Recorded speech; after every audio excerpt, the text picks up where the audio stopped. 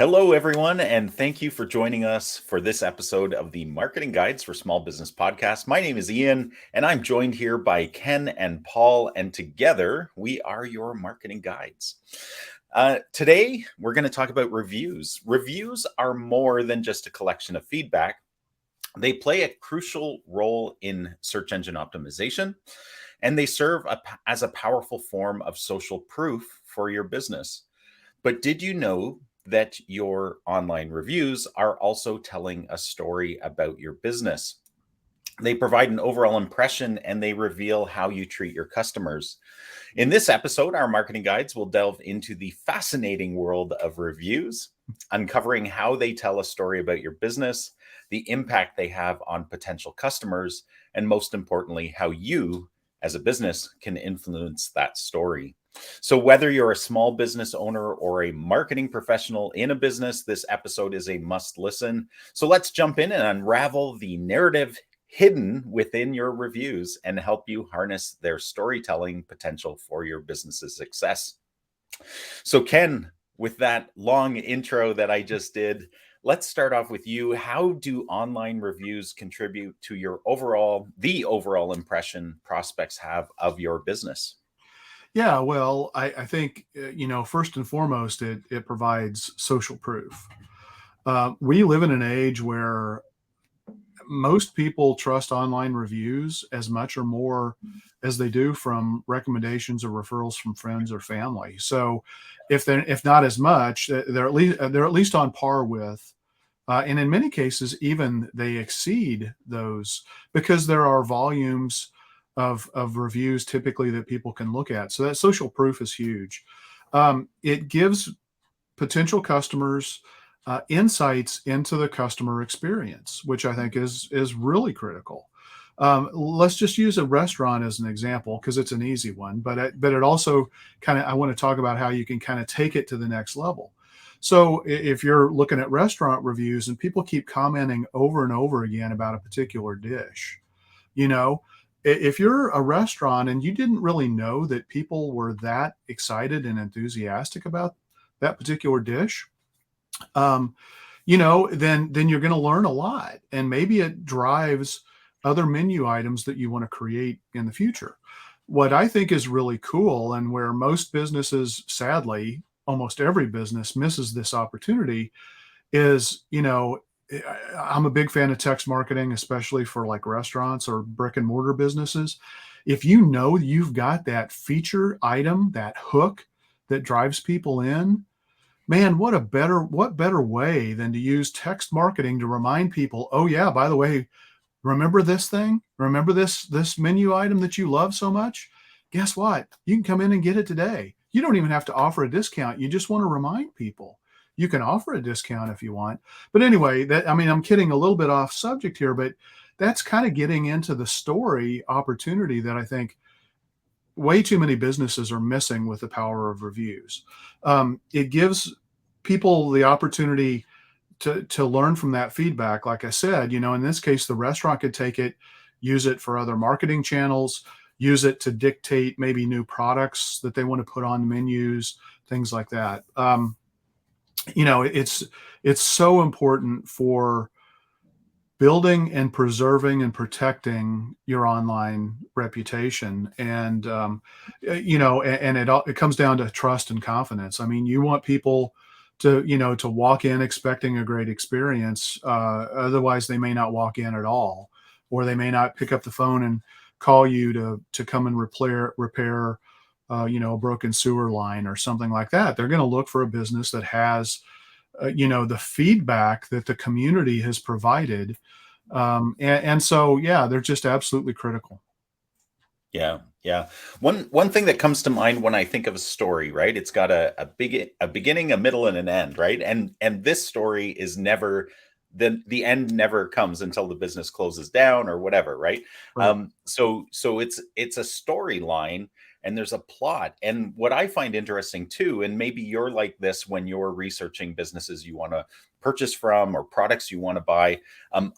as a consumer, I think we get more and more savvy the longer we're in this game, right? Because if you think about it, it's a learned behavior of how we use reviews as businesses, but as consumers, we're getting more savvy in how we use them as well. And one of the things, maybe you do this as well, is okay, so I'm going traveling and I want to check out restaurants or a hotel, or I'm going to hire a service. And I see that their overall rating is a 4.8 out of 5. That's great. That's a good aggregate rating.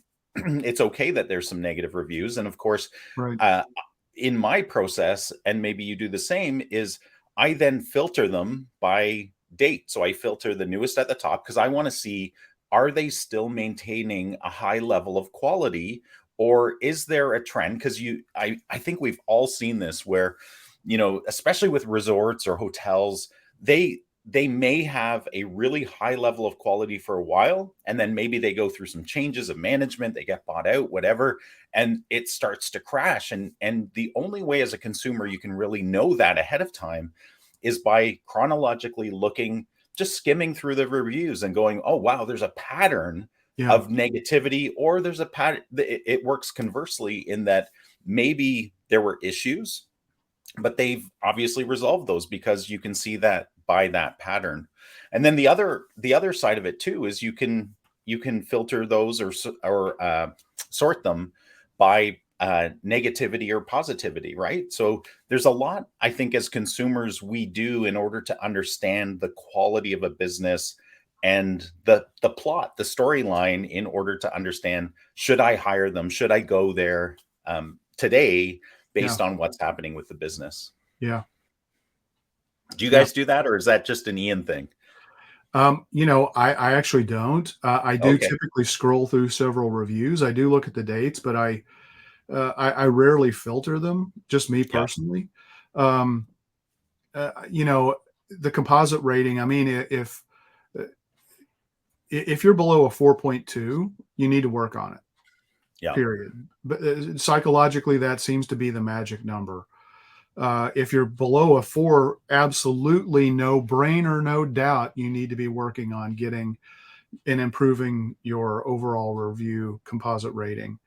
I think 4.2 is the minimum safe number that I would recommend for businesses, because then you definitely can start to see a drop off after that. Yeah. Yeah. There's a story I recently came across on Facebook, and in the town I live in, there's obviously there's fence builders and deck builders and that kind of stuff. And so there was a comment on Facebook to the community group that I'm in. Hey, here's a very negative experience I had with a local fencing company, not fencing company, deck building company. And they included photos of what went wrong. And they said the reason I chose this company was due to their good Google reviews, because they were all very positive. And to me, like, maybe they didn't go through this little, I don't see it as a very rigorous process. It's very natural, and because I like patterns, I'm looking for them. But I just think, wow, like, whatever experience they have had, the business didn't resolve the issue, so it's still a negative experience, and they're at least thoughtfully spreading bad news about the company, because they're like, if you want to know who the company is, DM me, right? So so Right. at least Yeah. they're not broadcasting it. Yeah. But my thought is they better leave a Google review of their true experience, because that will help protect people from a bad business. Like, obviously the business was doing a great job, something happened, maybe their personnel changed, and boom, they need to solve their internal problems so that they don't create more negative experiences. Yeah. Yeah. For sure. Yeah. And I mean, in defense of the business may not know. I mean, I think of an example where we had somebody come out and do, I think it was gutter cleaning or something like that. There's an app that the company uses that track the amount of time that people spend on a project. This person Yeah. was here less than 5 minutes. Wow. We knew it because we saw their truck pull in and leave, and we got charged, and so we turned it into the company. They were horrified, and so Yeah. they went and they validated, and it's like, yeah, you're right, absolutely. Yeah. So yeah, I mean, I think most businesses want to try to improve and they want to fix issues. And I think, I think it's, so yeah. Okay, awesome. Paul, what are some common elements of a story that online reviews can convey about a business? Obviously customer satisfaction or dissatisfaction, which we just talked about. A lot of businesses are worried about getting bad reviews, but it's not necessarily a bad thing because it helps you realize what issues you may have, and it's really more about how you deal with that bad review than the bad review itself. Because we talked about this, I think it was last week, that if some business has 800 5-star reviews, I see that as suspicious because no one is perfect. Yeah. Everyone's gonna have a bad day, so to speak. It happens. It's hard to hear that, Paul, when you work with Ken and I on this podcast. Like, I thought you would have recognized the perfection there in us. So Well, no comment, eh? Okay. No comment. But product quality. When you buy some, I don't buy anything because I'm cheap. But no, when I buy something, I don't leave a review like the first time I use it because I want to know if it's like durability. I'm going to wait a few months, and I say that in my review that okay, I've had this product for 6 months and it's still doing what it's supposed to do. I don't leave a review right away because you don't know in 2 days how durable that product is. And responsive first, if you're a business and you're not responding to reviews, you need to fix that. And you see that a lot. And so, but also it's responsiveness to any concerns a customer has, because even if there's an issue like with the you're talking about the decking company or the or the gutter cleaning company, if someone were to leave a bad review or if they leave a review, if the company is aware that these things are happening and they respond to it and try to fix it, a lot of times people will leave it. They may mention that in the review, but they'll leave a good review because the company they made an effort to fix the issue, so, and, and that just goes into professionalism and overall customer experience. And it's reviews they don't just help consumers, they help businesses too. And I think a lot of businesses overlook that aspect of it. Yeah, absolutely. The one thing I think is worth mentioning is that when we're auditing clients on total online presence, right? That's one of the things we do. I think you guys do that as well. But when we're monitoring that and auditing it and trying to determine, hey, what makes this company unique from its competitors, its nearest competitors, we do client interviews and that kind of stuff, but we also go through their reviews and we look for common positives and common negatives and things where people call out unique aspects about the business, right? Because when we as consumers, we're working with a trade, and they do some pretty unique things. But one of the consistent feedback we heard, and it shows up in the reviews as well as in the interviews, is just how they listen, right? During the quoting process, they were not pushy. They listened. They offered a solution that was different from the other competitors, and they weren't pressuring them to buy something they didn't want. And stuff like that is really powerful as a business because, as a business owner, you have an idea of how you want to deliver your service, how you want to sell it to people, how you want to provide customer service. But in some way, that's all theory. You have a philosophy, you have a theory, you want to and put it into place. But how do you measure that, right? And so the only way is to really ask customers through surveys or monitor reviews. And so, yeah, it's such a powerful tool that, I think, just as you've said, I think businesses underutilize it and don't always realize the power that it has. Ken, how can positive reviews influence prospects' perception of your business? Yeah. So, I mean, we've already talked about several of them, in terms of social proof and things like that. And the way I like to think about social proof is, again, I put myself through college working at restaurants. So I kind of have a soft spot, for restaurants. And I think back, the place that I was really excited about when I was in college was this place where people would stand in line for hours Hmm. to get a pizza. And Must have been so great pizza, though. it Yeah. absolutely was. I wish I had one right now. Um, and that, to me, that's social proof. You drive past that block, you see people standing in line waiting. Okay, well, if you look at an online, a Google profile or Yelp profile or whatever, and you see a bunch of reviews, that kind of is the equivalent of people standing outside waiting in line in front of a restaurant. I mean, there's no time consideration there in that case. But from a time consideration, think about this. If you're a home remodeling contractor and you're booked out several months, but you have a lot of great stellar reviews, people may give you the benefit of the doubt and wait in line to work with you because of those reviews, as opposed to somebody else because you have them, because they're like, okay, this is a great company. Everything that these people are saying, yeah, that's what I want. Okay, I can wait a couple of months for my project to get done. So it could buy you time. And in this day and this market where, home remodeling contractors or home contractors of any type, really, except for emergency services, which have a critical, urgency need and time frame to them, buying time to get people to wait in line is massive.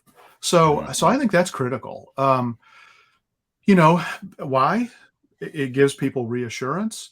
They get a feel for what their experience is going to be like without them actually experiencing it. So it's foreshadowing, which is a real key part of storytelling, is people are projecting themselves into that situation. They want to see what it's going to be like.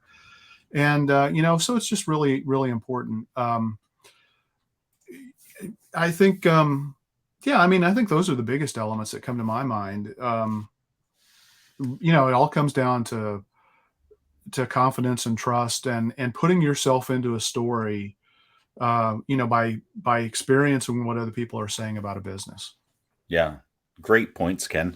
One of the things I'm reminded of too is just, business owners I bump into at networking events or something, and we might somehow the topic might come up about reviews, and some people are very jaded against them, and some people will also say, well, my business is based on word of mouth or referrals, so I don't really need reviews.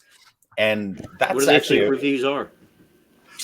exactly, but what they're saying is I don't need online reviews. And so I think, I'm curious about your opinion on that. Oh, I think every business needs online reviews. We live in a world where, if I get a referral from a friend or a family member or a business colleague, I'm still going to go look online. I mean, trust but verify is kind of the approach that I take. So, that's why every business needs to have some aspect of a digital presence. They need to have a professional website. They probably ought to have a Google business profile if they're a local business. And because people, I mean, most people, especially if the more complex the sale is or the purchase is, people are going to do a little bit more research around that. So yeah, absolutely, you've got to have Yeah, them. And if you don't, zero reviews speaks volume about your business. absolutely. Yeah. And I'm a big believer. You don't want to leave any communication gap that without thinking about it. You may do it by design. Okay, great. You're doing it by design. There's intentionality there. But if you don't have any online reviews, you're leaving people to rush to their own assumptions that nobody cares enough to write a review about your business, or even worse, yeah, this business isn't great, but I don't want to trash them online, so I'm just not going to write a review. That's not good. or they're too scared to ask for reviews, right? Like, Yeah, yeah, and you yeah. wonder, why are they scared to ask? Right, exactly. So Yeah, yeah. Yeah, it's so interesting. The thing I find too is that, we've talked many times on our podcast about the buyer's journey, and that people need to know you, to like you, to trust you, to try you, to buy from you in order to repeat and refer to you, right? And just that buyer's journey that they go through, reviews are a really key part, regardless of where they come in and how they come in, whether it's a referral, an ad, SEO, whatever it is, email marketing, social media, right? They yeah, are, if they're really serious about buying from you, the chances are good that somewhere in their journey, and usually near the beginning, they will do some research on you to understand, are you a good choice for them? Because the beauty of platforms like Google, I mean, there's lots of other platforms you could use, like Yelp and Angie and, House, and all of these other, industry specific platforms. But the beauty is, it's so easy as a consumer to research now, yeah, right? And so it's almost like, you all you need is one bad experience, at a restaurant or going to a hotel or whatever, where you're like, man, next time I'm going to be sure I spend 5 minutes and research this business a little bit more. yeah, yeah. I think I accidentally put Ken down in my list of questions for two in a row, so I don't know who's prepared for this question. Is it you, Ken, or is it you, Paul? I'm cool with it. Okay, sorry about that. It's a pretty simple process. Well, it's the other side of the coin, right? So this one, that's true. This question is for Ken. What are some negative impacts of negative reviews in that business's story? Yeah, well, it leaves the potential for doubt, and you're losing control of your message. So when people start to read negative reviews, they're either they're going to be making assumptions, and so you've got, this is absolutely critical. Although you should respond to every review, and there's a good reason why, because Google pays attention to that. Yeah.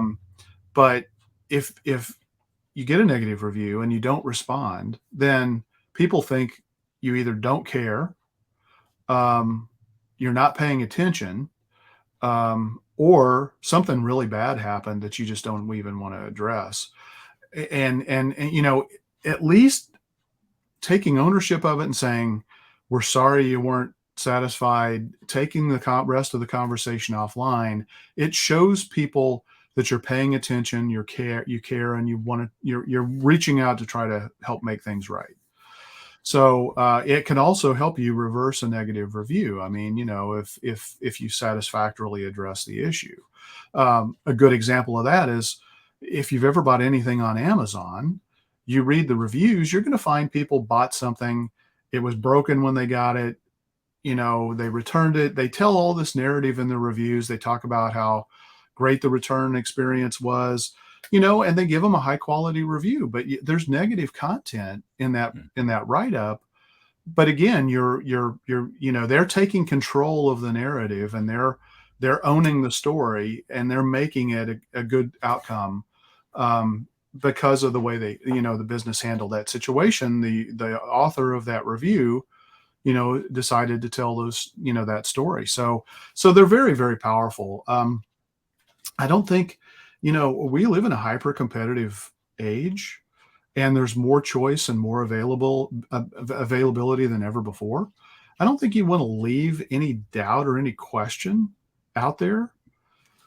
That's going to slow down decision-making process. It's going to lengthen the sales cycle. It may devalue the price that you can get for your product or service. There's so many negatives, and they all come into play. So negative reviews, like Paul said, isn't the end of the world.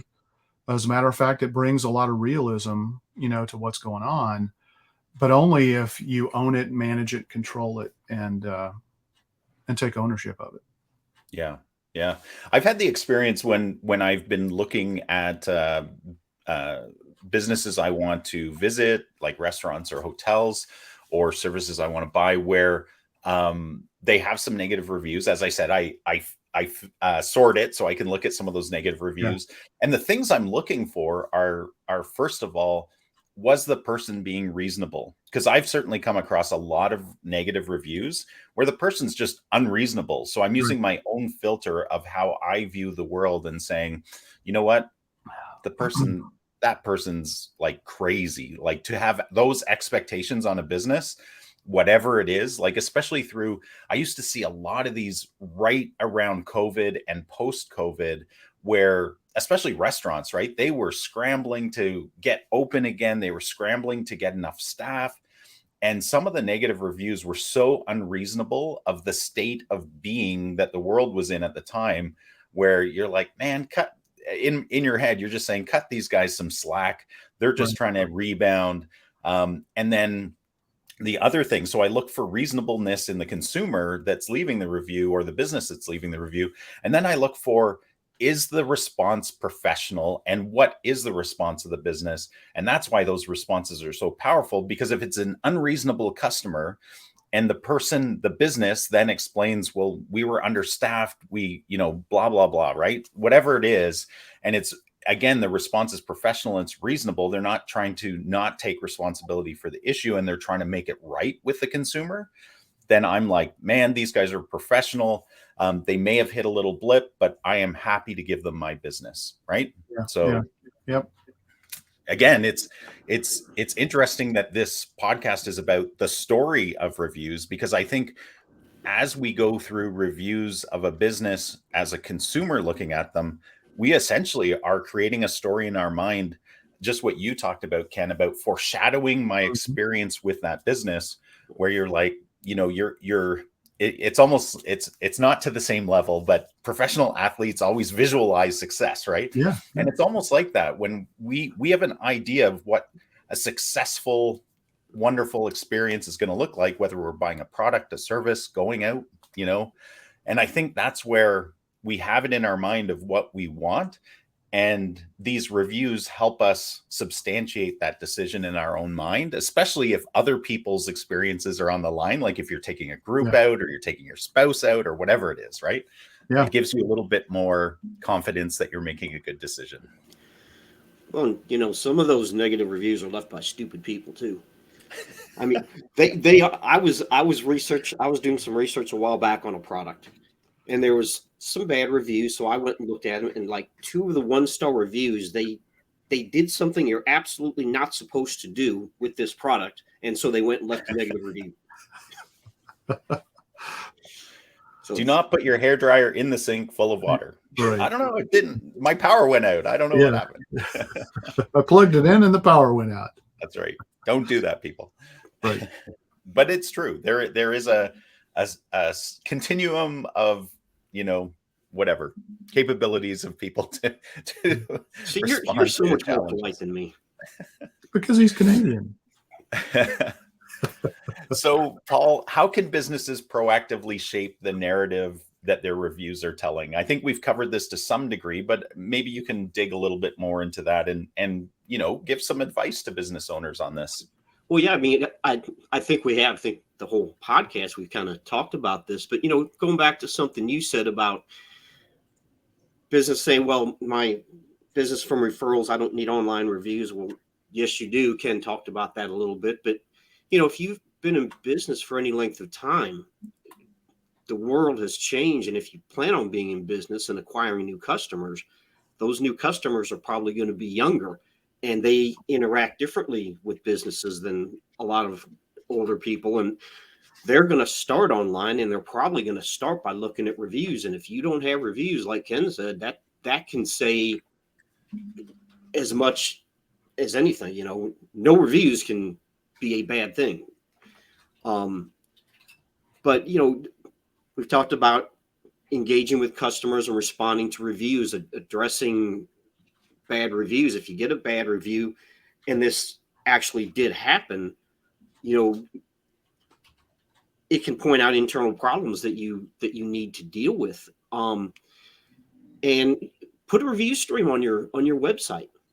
Showcase the testimonials and reviews, and like we said, implement you can automate the process of asking for reviews. By the way, we've talked about in the past. We haven't mentioned that here. And like I said, responding to reviews is important, and responding to bad reviews is probably more important. I'm not saying you shouldn't respond to good reviews. You should, but dealing with bad reviews is in some ways more important than responding to good reviews, because it shows customers that are potential customers that you care, and if there's an issue, you're willing to deal with it. And I think we've pretty much covered it. Yeah, I want to jump in. I think way too many businesses miss the opportunity to market their reviews.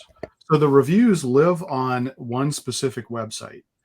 If somebody doesn't use that particular website, if they don't use Yelp, they're never going to see them. If they don't use Zillow or Realtor.com or whatever, they're not going to see them.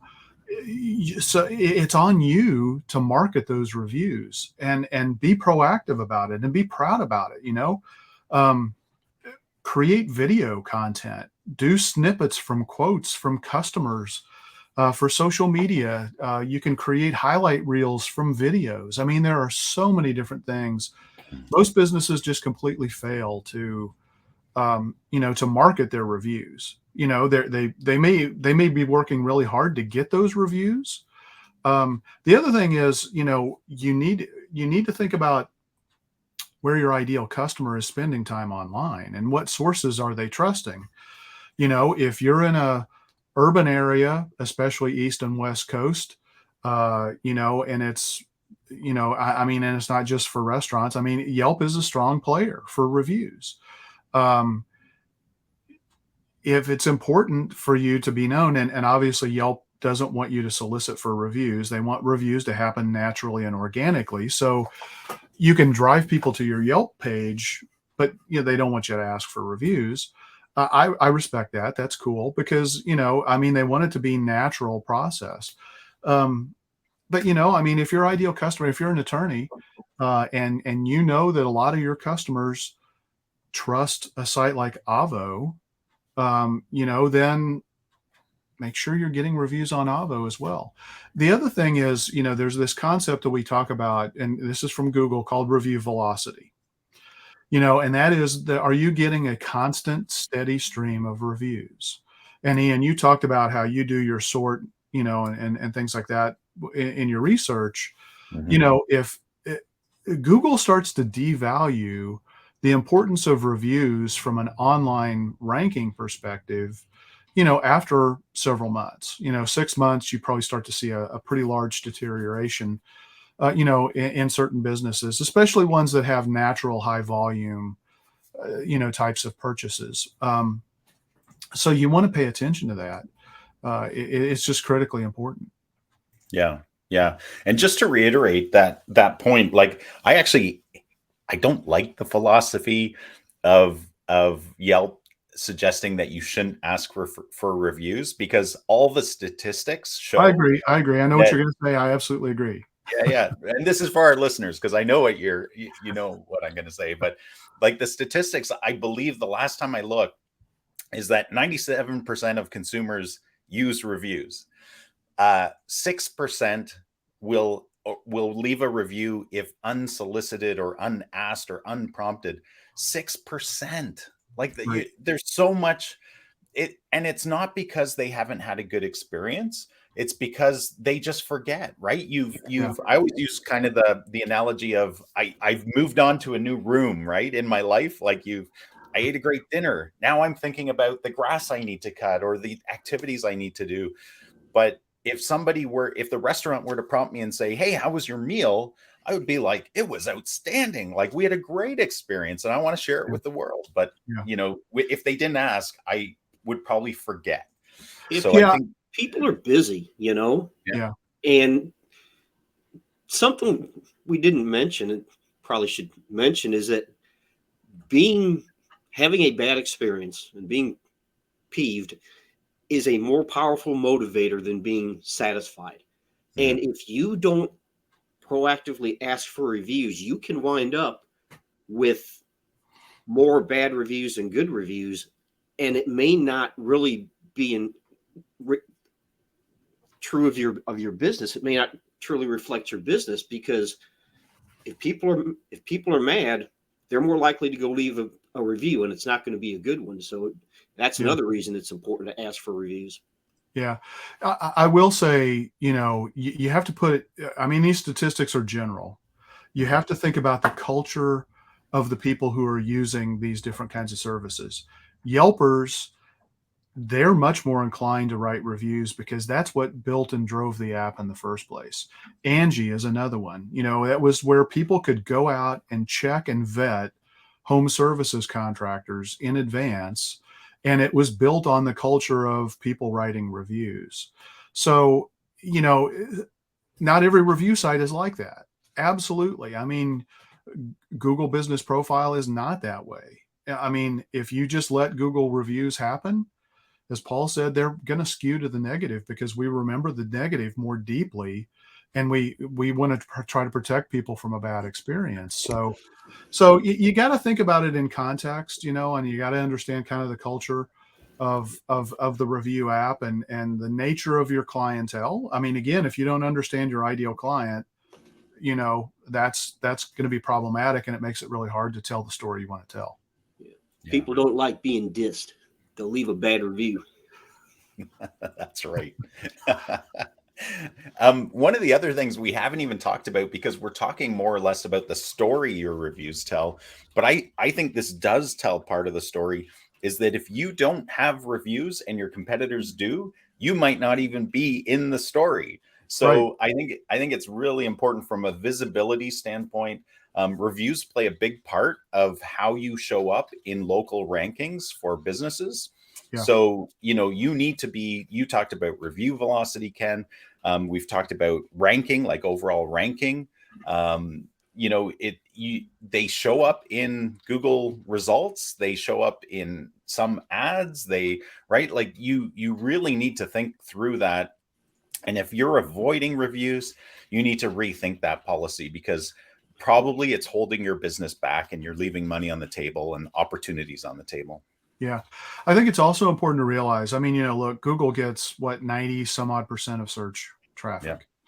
But if people are doing searches from an Apple device, if they're doing voice searches on Amazon, if they're using Bing or Yahoo, local search results and therefore local ratings are delivered by Yelp, not by Google. So if you're looking at, I mean, you can't just look at this stuff in a vacuum. You need to think about it. Whether you like Yelp or not, that's the reality. But that's not the reality in places where Yelp doesn't have saturation, right? Like there's lots of states where Yelp is not strong, and same with provinces, right? Sure, so you need to, It might explain some of my Alexa responses, actually. Yeah. Yeah, no, exactly. I mean, again, these are all, I mean, they're all bounded. They're based on, the type of user, your ideal customers, what devices they're using, all of that kind of stuff for sure. Sure. Yeah. Yeah. Paul, any parting thoughts?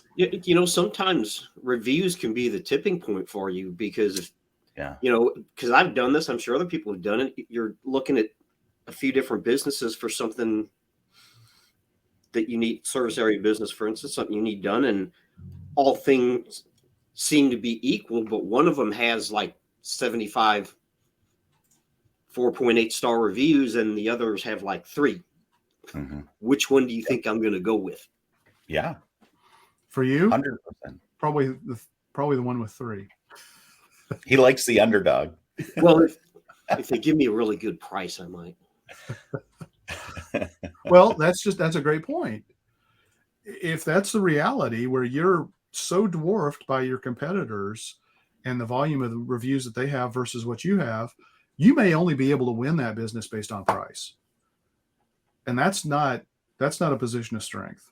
Yeah, that's not a good model. Yeah. It's almost the equivalent of, some businesses have based their entire marketing model on paid advertising, right? And that's sustainable to a degree, as long as you have some control over the auction price of the ads and everything like that. But as we've seen in the last year, right, without the organic side, your prices are going to rise. Right. That word doesn't want to work for me today. Cost per clicks are not going to go down. Yeah. I'm telling you, they've been steadily going up, and they're not going to go down. Thank you, Paul. You can finish my comment for me. Well, the other thing we need to talk about is you ultimately don't own this story, because the story can be yanked out from underneath you at any point in time, because these review sites, you're renting them. You don't own them. While you've got them, while they're working for you, they're critical, no doubt. But at the end of the day, you don't own them. And, I mean, we all know of instances on numerous platforms where reviews disappear. They don't show up. You've got to know about that. So while it's a critical component, it shuts down your account for no reason. It can't be the only leg, it can't be the only leg on your stool. Yeah. All right. Any other thoughts, guys? I don't think so. This has been great. I've appreciated both of your insights in this, and I think it's been really valuable for our listeners, guys. And I think this is a good place to wrap up. So thank you, Ken and Paul, for sharing your thoughts on this topic. And thank you to our listeners, our audience, for joining us today. I hope you found this topic valuable. Again, we say this every week, but if you have a topic that is a burning topic in your mind and you want us to, as your marketing guides, to bring some color to it and talk about it, please don't hesitate to reach out to us. We would love to potentially include that in our topics. And please share this. If you find this podcast valuable, please share it with other business owners, because I think there's a lot of valuable content here that can help people both leverage marketing strategies and tactics to greater benefit for their business, but also to avoid mistakes and potential pitfalls to their business. So thanks for joining us. And until next week, keep calm and market on.